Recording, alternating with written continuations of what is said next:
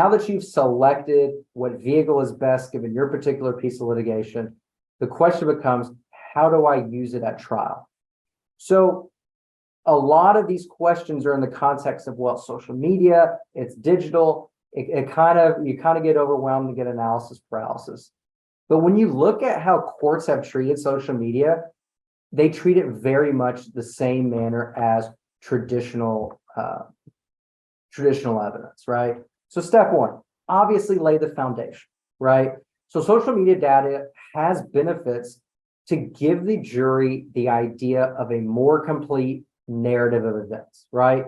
What posts and pictures on social media platforms can do is frequently show mental impressions and statuses at or near the relevant time periods, right?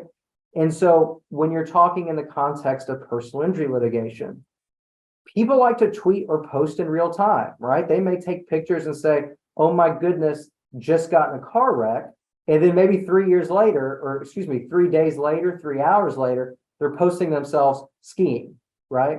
Well, that's obviously something, if you're defending a personal injury litigation, that's going to be relevant.